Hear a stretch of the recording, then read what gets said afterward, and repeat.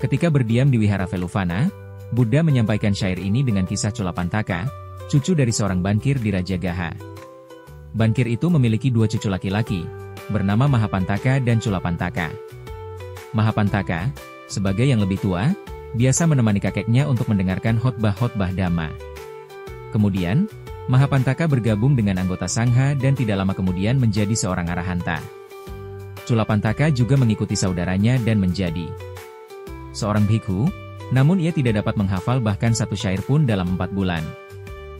Pada saat itu, Jivaka datang ke wihara untuk mengundang Buddha dan para bhikkhu yang menetap di sana untuk datang ke rumahnya untuk menerima dana makan. Mahapantaka, yang saat itu bertanggung jawab untuk menugaskan para bhikkhu untuk memenuhi undangan dana makan, mengeluarkan Culapantaka dari daftar tersebut. Ketika Culapantaka mengetahui hal ini, ia merasa sangat kecewa dan memutuskan bahwa ia akan kembali pada kehidupan seorang perumah tangga.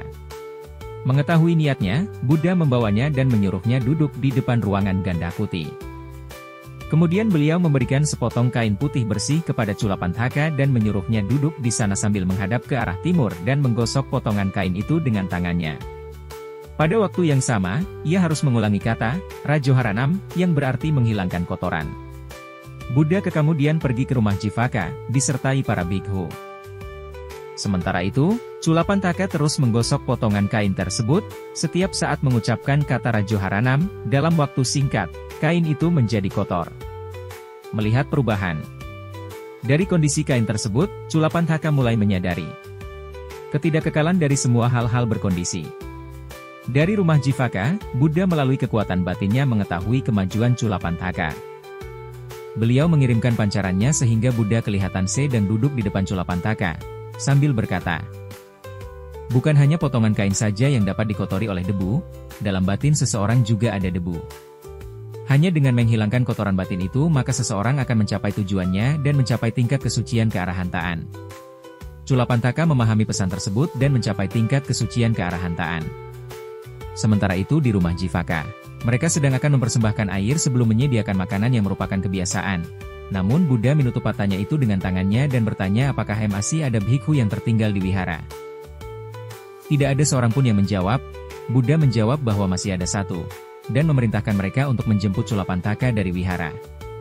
Ketika pesuruh dari rumah Jivaka tiba di wihara, dia tidak hanya melihat satu bhikkhu, namun 1000 bhikkhu yang sama. Mereka semua diciptakan oleh Culapantaka, yang sekarang telah memiliki kekuatan batin.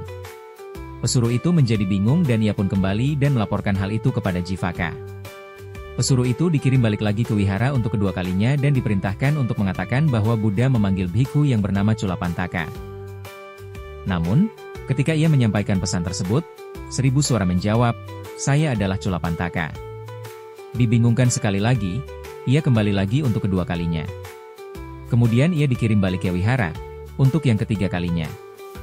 Kali ini, ia diperintahkan untuk memegang bhikkhu yang pertama kali mengatakan bahwa ia adalah Culapantaka.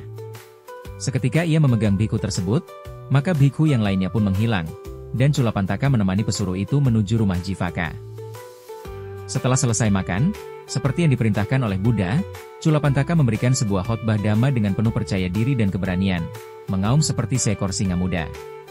Syair 25. Dengan usaha yang tekun, perhatian penuh, disiplin, terhadap sila moral, dan memiliki pengendalian diri, hendaklah orang bijaksana, membuat pulau bagi dirinya sendiri, yang tidak dapat ditenggelamkan oleh banjir. Jika kamu suka video ini, jangan lupa untuk like dan subscribe untuk lebih banyak cerita indah.